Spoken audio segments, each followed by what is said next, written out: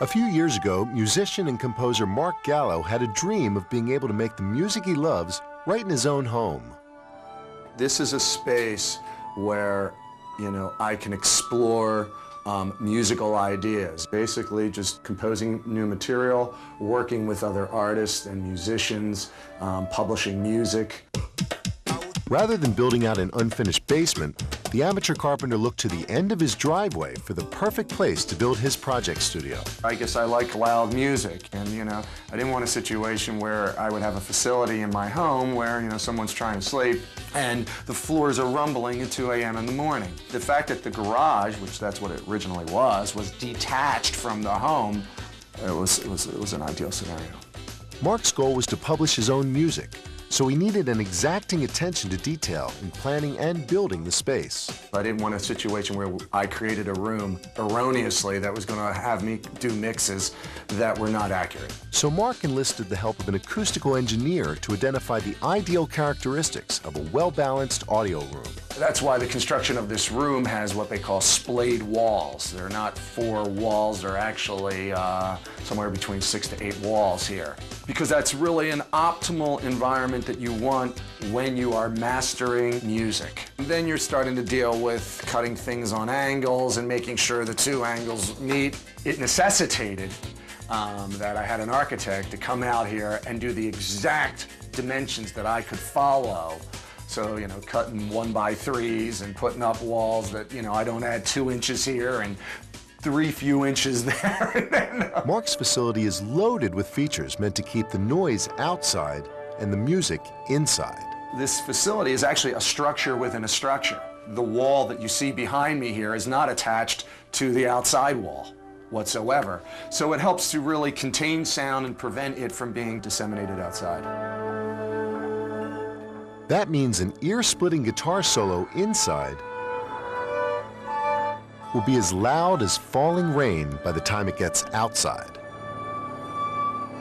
In trying to build a perfectly quiet room, Marc also had to minimize noise from the heating unit. For this, he used angled ductwork.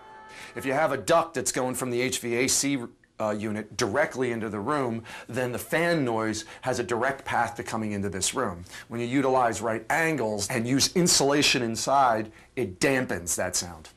Ductwork that is constructed of tin is not ideal because it can rattle. So therefore, we utilized flex ductwork, which was insulated to help greatly dampen those type of noises made by the HVAC system. Instead of screwing drywall right onto a 1x3 stud, what we did is we utilized what they call resilient channel, and that runs horizontally to the studs. The walls, when they're hit at these loud decibel levels, they actually flex and absorb. Even with all of these specialized construction considerations, the largest expense was yet to come. The audio equipment. It becomes exponential. You add a couple gear in, and then you end up that you have to spend all this other money on all this other gear to make that happen. A skyrocketing budget and a much longer construction schedule almost had Marc singing the blues. I was quite naive because I believed that I was going to be able to do this facility, between $15,000 and $20,000. It ended up costing well over 60 grand. I was projecting that this space was only going to take about 6 months, but it ended up taking, if you include the planning, 2 years.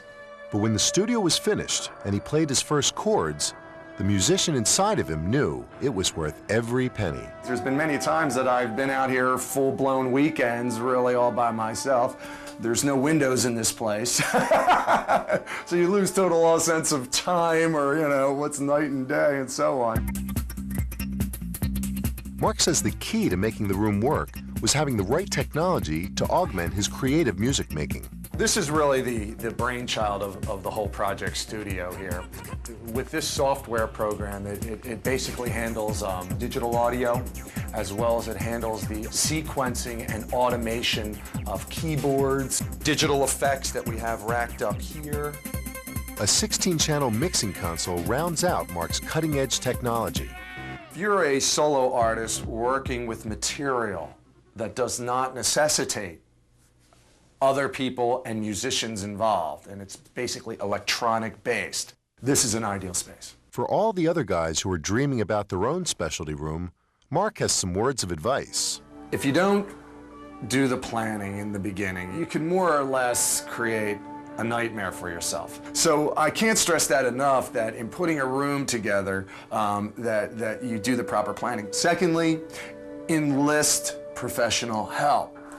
Even though you might be professional at the room that you want to develop, it's always good to get other alternative points of views. With the construction and heavy costs behind him, Marc can relax in his home audio suite and sway to his own tune.